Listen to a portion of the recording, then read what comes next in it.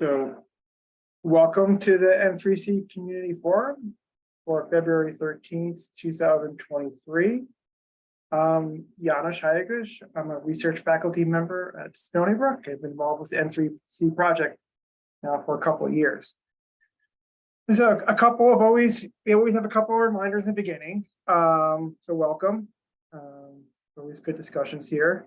The presentation will be recorded and will be archived in the CD2H YouTube channel. And please use the Q&A button to post your questions. Use the raise the hand feature for the host to unmute your microphone. And for anything else, please post in the chat section.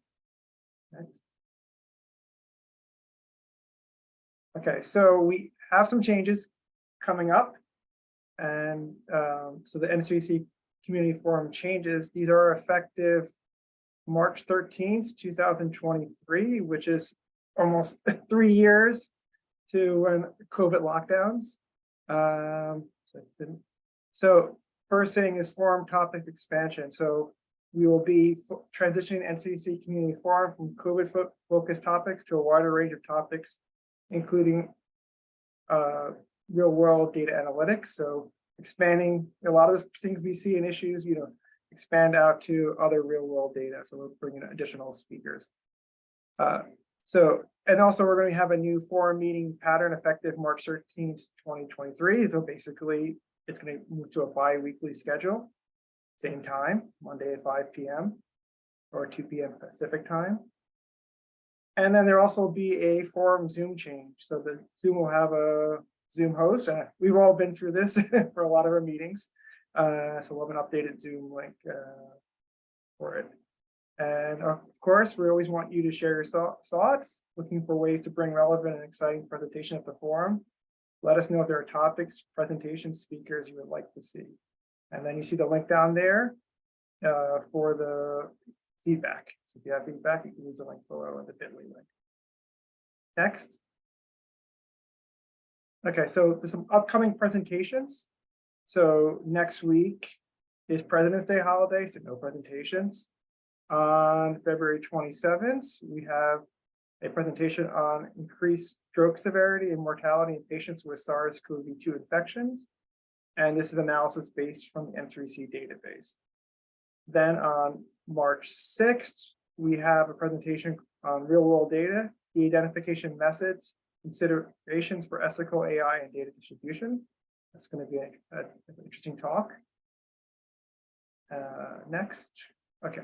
Yeah, so here, we always start with the key figures, and 77 sites, 17.9 million persons, 7 million COVID positive cases, 22.4 billion rows of data, and similar billions of lab results and clinical observations.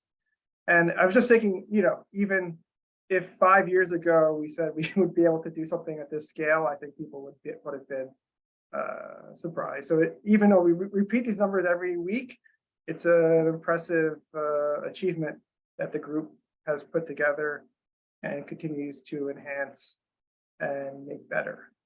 So next slide. So, okay, so today we have an update on PPRL. This is the privacy linking that allows us to bring in other data sets into the N3C data enclave.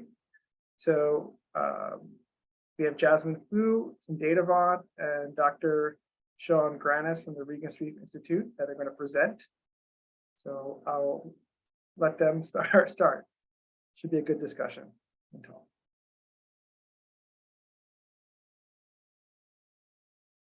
Well, Jasmin is getting ready. I just wanted to mention that the link for forum feedback will be emailed to all of the attendees, along with an email that will go out to all hands about the changes that are coming up for the forum. We thought we will just share the news earlier.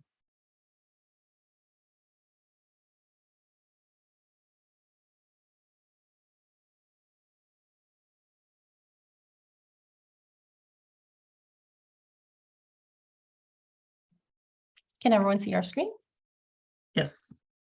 Perfect. And Shaun Grannis should be jumping on shortly. But I'm going to go ahead and get started. Good afternoon, everyone. Happy Monday. We are knee deep in February. Jasmin Phua, Head of Government Solutions at DataVant and part of the N3C PPRL team. Shaun Grannis, who's VP of Data and Analytics for Regan's Reef Institute, should be joining shortly. And Shaun's one of the leading experts in patient matching. So today what we wanted to run through really briefly is a quick update on our kind of data linkage progress. I'm going to run through a quick reminder on what that is. So folks who haven't joined previously or don't know where we're at have a basis for kind of the further discussions around Medicare linkage. We're going to run through the Linkage Honest Broker dashboard so you have a sense of what it looks like, what the N3C team has been looking at. And then finally, we'll dive a little deeper into our data quality and validation process for Medicare. So Shaun, good afternoon. Do you want to go ahead and introduce yourself? Great. Hi, Shaun Grannis here. I lead the team at Regan's Reef conducting the Linkage Honest Broker work. And we'll be talking a little bit more about that as we go through the presentation. Glad to be here. Perfect. So I'm going to run through a quick whirlwind for those of you who have been to the N3C forums or the Friday data governance meetings. This might be familiar to you. Why are we using privacy preserving linkages? As we all know, in particular of COVID, but not restricted to COVID, EHR data is incredibly rich, but by itself, it's not sufficient. This is why we are implementing or have implemented means to link and enrich with other kinds of data. One thing that we're incredibly excited about is there is now Medicare data within the N3C data enclave that's available for your analysis. Shaun will be diving deeper into the validation data quality methods we've used to kind of confirm the linkages. One next thing we wanted to announce is upcoming will be Medicaid data, specifically the PMSIS data set, which is very sought after. We're looking forward to that, and we'll be undergoing the same processes for it. So at present, viral variant data, mortality data are other kinds of data sets that you can use privacy preserving linkages to link into N3C clinical data. What's coming up, as I mentioned, is the Medicaid PMSIS data set. I want you to highlight really quickly that the one data set that isn't linkable right now at the individual level using privacy preserving linkages is the social determinant data sets that's in the N3C data catalog, that's population level linkage. And finally, on the table is also immunization data, which, as you all know, is something that's been missing and sorely needed. That's been proposed, so that's underway, and we hope that we will be able to have it this year. Just a quick primer on privacy preserving record linkages. Quick reminder. So it is a method to link data in a de-identified manner that uses cryptography. From a data governance perspective, it's based on the HIPAA expert determination standard for de-identified data. So that's kind of the regs for which this privacy preserving linkage falls under. So as you can see here, we've used Duke and UNC as our favorite example due to their proximity. And the main construct here is DataVant software is embedded within each of these sites, which process certain kinds of identifiers using the software. What comes out then are these encrypted hashes. We term them patient or person keys because they're used to link. That's already considered de-identified. Only the authorized entity, in this case, Regan's Reef Institute, functioning as the N3C linkage honest broker, is able to kind of process these encrypted hashes or person keys. And what that does is it enables those records to be linked. So in this case, where you may have a patient who goes to Duke for a particular condition may have additional care teams and clinicians at UNC. When their data is processed using the privacy preserving record linkage software, what then happens are these keys are generated, and Regenstrief can then use that to enrich the record. So in this case, as an example, obviously Duke will send over their keys, UNC does the same thing, but the Medicare data as well undergoes the same process, and therefore when they're linked, basically that's still de-identified, and we identify them as the same individual with a match ID. And that's, I think, a knowledge object that we will be making available soon within the N3C enclave to make that deduplication data enrichment much easier to get to from an analysis perspective. Really quick, in terms of N3C's PPRL architecture, as mentioned, N3C uses a third-party linkage honest broker architecture. In this case, Regenstrief Institute serves as that token clearinghouse.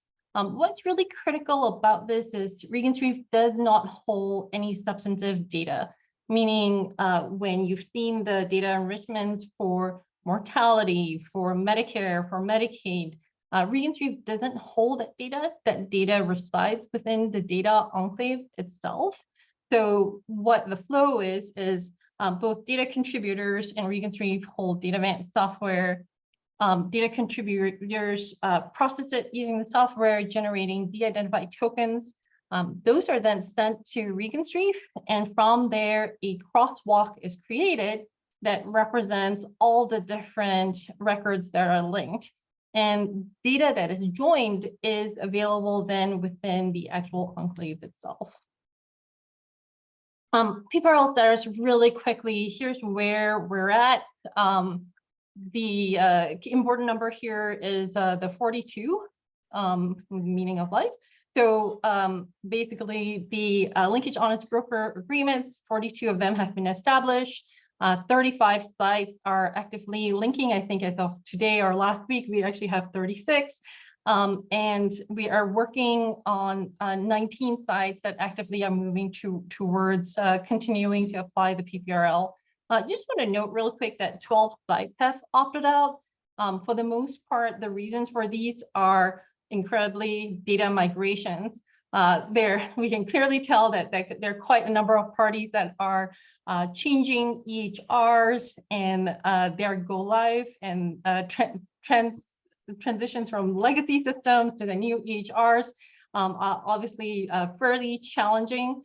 So those are most of the sites that have decided to opt out at the moment. Shaun, over to you. Great, thanks, Jasmin. All right, this is a screenshot of the dashboard that we use to monitor progress. This doesn't show the entire dashboard. There's a lot more sort of busy detail there, but as you can see, 9.3 million patients, and you might see slightly different numbers throughout the presentation because slides may have been generated at different times, but we're right around 9.3 million patients. We've found 66,000 duplicates, which that can be either within site or across site linkages. There are 66,000. And then if we look at unique patients, of course, we need to reduce that 9.3 million.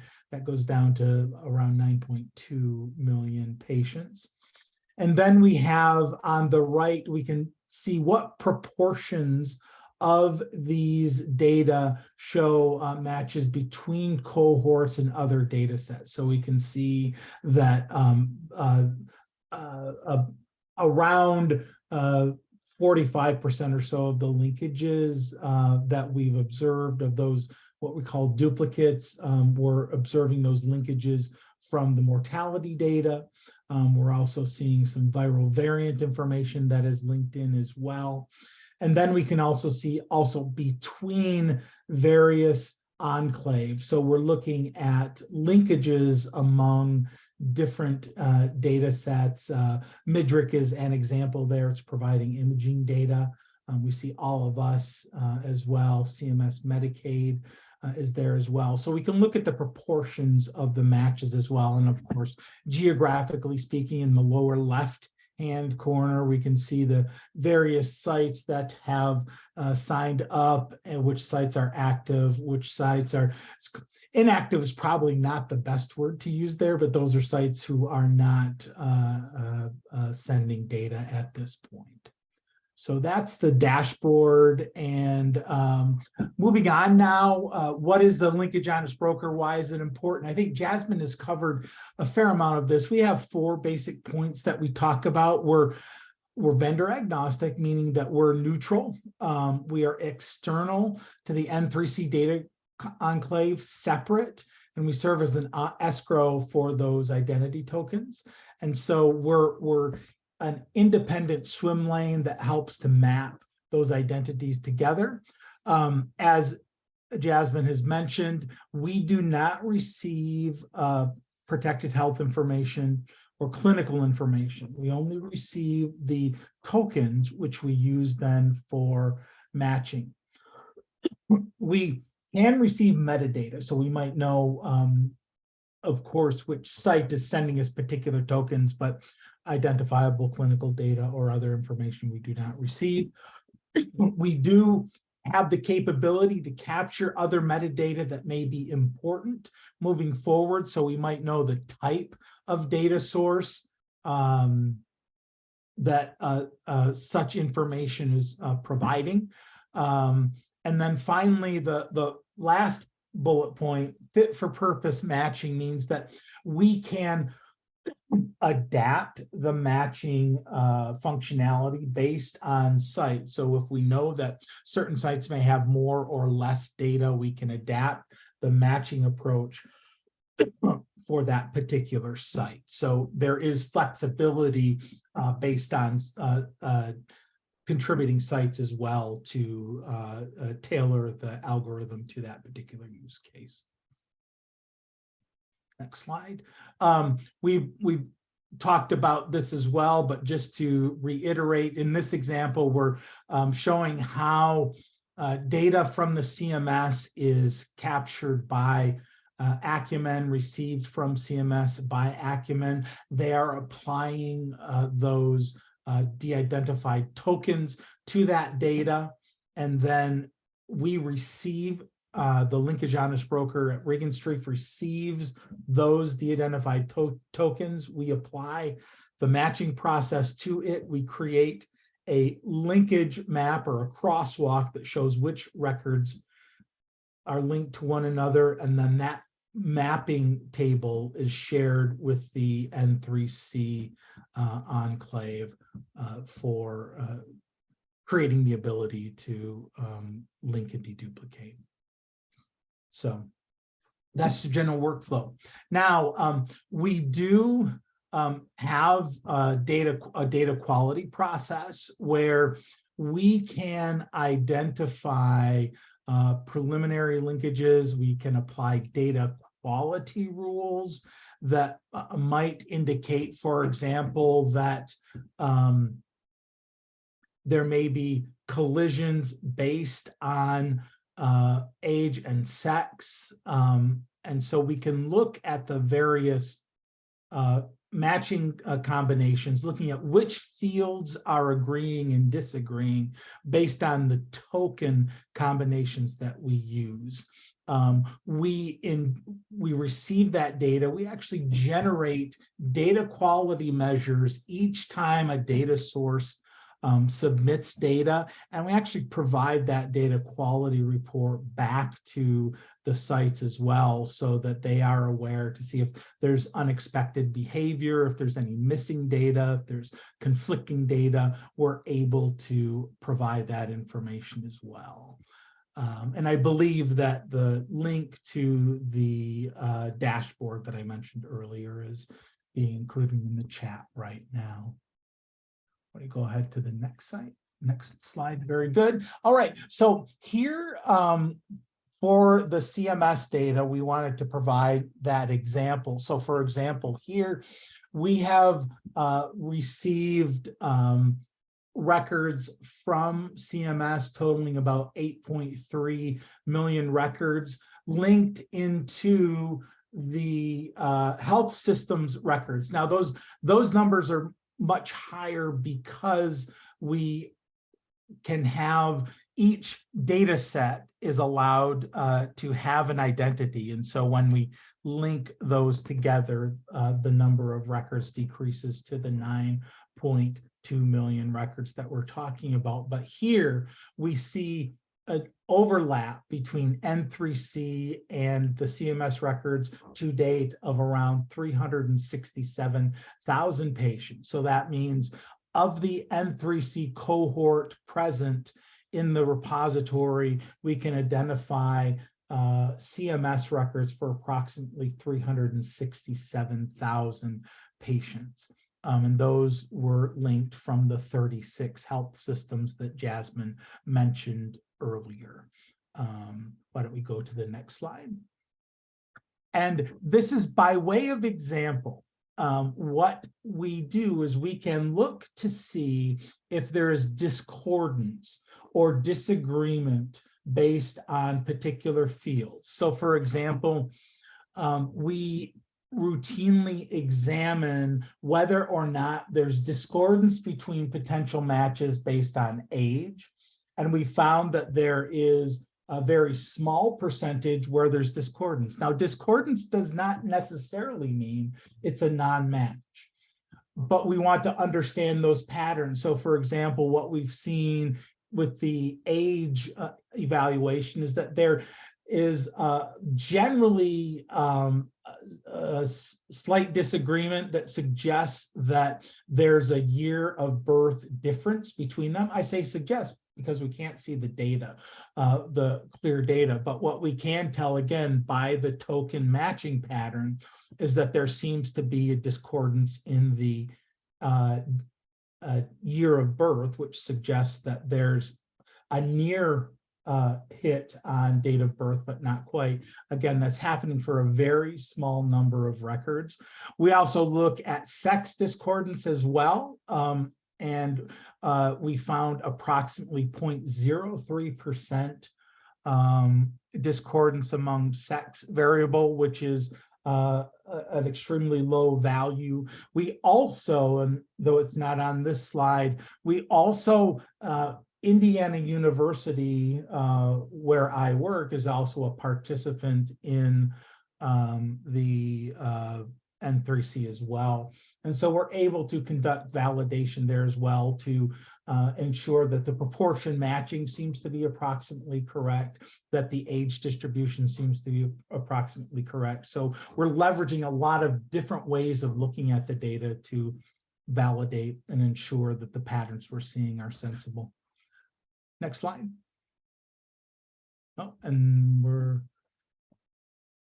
I think this was it? Yeah, that's it. What's that? That's it. Okay, yeah, that's what I thought. Okay, very good. All right, well, I guess that brings us to the end of the presentation, but we're certainly happy to entertain any questions that people might have.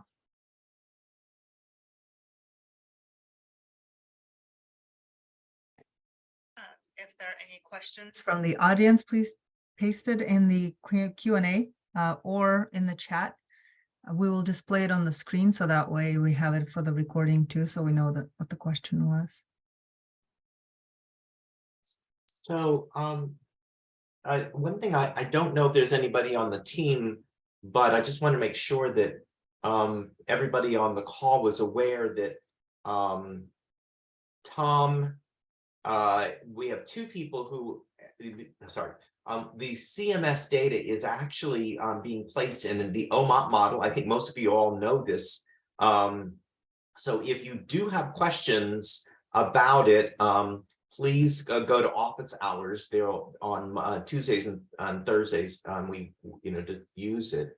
I think that the only thing I want to say also is we are hoping to get the vaccine data in, like Jasmin said, And we're also working really hard to hope to start to link different registries, because as much as N3C hopefully expands beyond COVID, the potential to connect registries offers the ability to have much more granular detail that's added to our much wider, kind of more shallow N3C. And I think it's a great combination. So if people see ways that we, or groups that are interested in potentially linking registries, studies, patient data, please contact me. We're interested in seeing if we can approach some of those different data sources.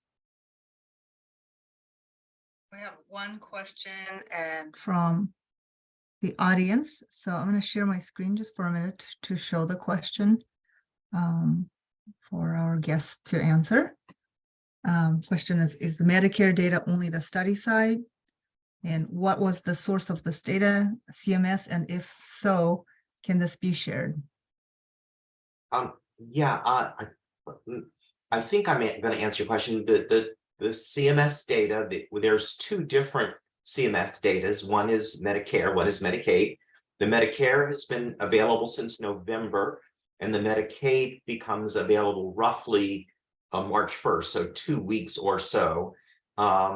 We get that data to use CMS data. It's a long process, but you have to apply to CMS to get it. So the group that we're going through is something called ResDac, but it's actually ends up going through a private company. And Shaun mentioned that they're called Acumen, and they're kind of a vendor for Medicare. To answer your question, we are only bringing back patients that are linked to N3C patients. So we're not bringing all of CMS data. These are patients that are in both N3C and CMS, right? Just to be clear. Shaun, I'm wondering if you just change up just a little bit. Could I get you to talk about the deduplication that's coming online in roughly a couple of weeks, and how will if you want to talk about we're not really giving a unique a GUID for each person. We're really just doing where there's a situation where you need to identify a potential duplicate. I don't know if you wanted to talk about how you guys are handling that or not. Yeah, so as I mentioned, with the matching process, we create what's called a mapping table, and that mapping table maps identities that are believed to be the same to one another. So we have that information regarding those pairwise linkages. And if you read through that entire mapping table, you might find that there are, for instance, 5 records for a particular individual that are mapped together. We then assign 4 individuals for records where there is deemed to be a match. We assign an ID to those 5 records so that one can identify that individual record with a single identifier. And again, we're providing that information to the enclave to be able to be used very soon to deduplicate or join records where there may be multiple records for the same individual in the data set. So that mapping table will be available to support and augment the queries that folks are running. Did that get at what you were indicating, Ken? Yes, it did. Thanks.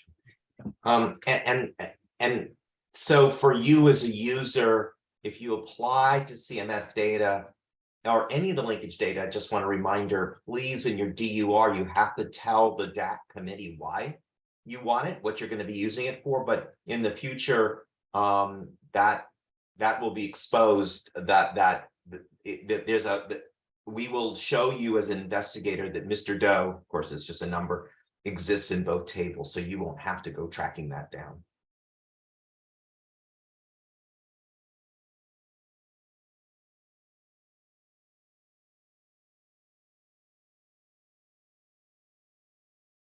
a couple of questions in the chat. Sorry, in the Q&A. And Ken, I see that you're answering by typing. I don't know if you wanted to mention that verbally as well. Yeah, Kim brought up a really important question. The question was, are we matching our COVID positive or the whole N3C? So these things are so hard to get done that when we first applied, all of America hadn't had COVID like it is now. And so we just said, oh, we're going after the COVID positive, right? But now with people doing home testing, and a lot of people not even going to the institution, so they won't have a diagnosis, we actually don't know if our controls, well, we probably do know that a lot of our controls have had COVID, right? We just don't know it. So we have asked CMS to allow us to just match everybody in N3C, and when that, all I can say is I hope they'll give us a thumbs up. We'll probably know within the next month or so. But it's a really important question. And have we seen that the Medicare data is complete for all patients? I'm not sure I understand that question, Kim. Would you mind? We are, it is, I'm not sure there's an answer to your question. Acumen is an official, I forget what their title is, contractor with CMS. So it is the complete Medicaid, Medicare, because they get it directly from CMS. There is a list of the DUA tables, the ResDAC tables that are available on a GitHub site. And if you want to know the specific files we get from them, shout out to the DNH, the data harmonization team, because the files that are Medicare files are very wide, and we have more tables. And so Stephanie and Chris Shute and that whole team has mapped all those to OMOP. So you will end up getting a lot of rows because of just the conversion from the CMS format into the OMOP format.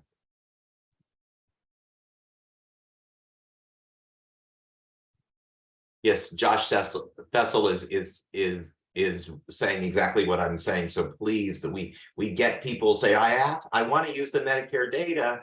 And I can't emphasize enough what Josh is saying, that unless you tell the DAC why you need to use it, their responsibility is to give you the least necessary data to protect people, which is appropriate. So if you don't say, I'm using this for this reason, they'll say, well, they're not really using it. They just check the box and you won't get it. So please, it's not that we don't want people to use it. We do. We just need to know why. Oh, Kim says, oh, there's a lot of missingness. Well, I don't know the answer to that question, honestly. I do know with the Medicaid data, I'm just not an expert. I do know with the Medicaid data that there's much more delay. And so I worry that, if it ever becomes richer, it will be long delayed. The Medicare, I don't know the answer question. I think, sorry.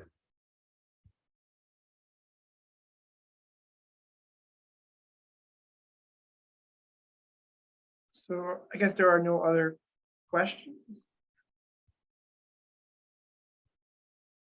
I'm sorry, just want to say one other thing.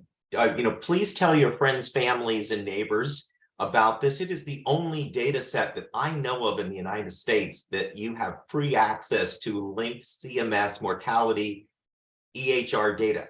This does not exist anyplace else. No matter how much money you had to pay, you would not be able to get it anyplace else. So we really should take advantage of it while we've got the opportunity. We certainly had to pay CMS, so it's not forever. So please, instead of watching the Super Bowl, I'm sure people would have rather played with N3C data. They just didn't know about it. Yeah, and it's really cutting edge, like having these data, having this ability to combine data with the EHR data. So you're really participating on you're using them in like cutting edge real world evidence analysis.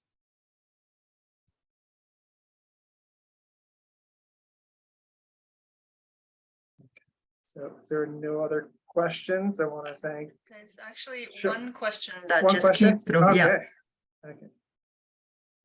Somebody from Clementine, I'm not sure what the question is. Maybe it's in connection to the conversation that just happened, and says, I had actually just sent this question today. Please can one share infographics on N3C?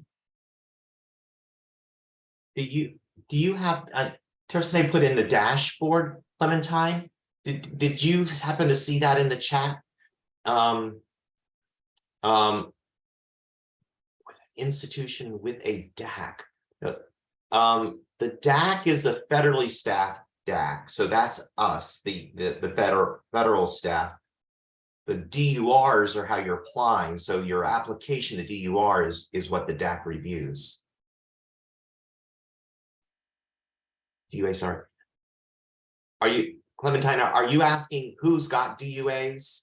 All those projects are listed on that dashboard that Tursane put there. You can see all the projects, all the DUAs, all the DTAs. We don't list all 30. I think we're getting 3,300 investigators. We don't list their names, but all the projects are there, and the lead investigators on them. Just pasted the link to the dashboard in case somebody missed.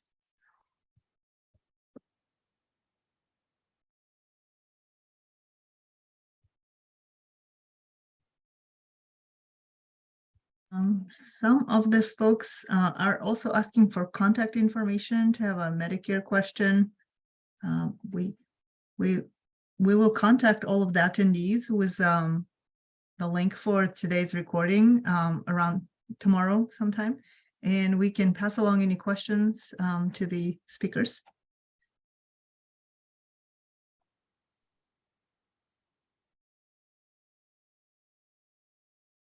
So I think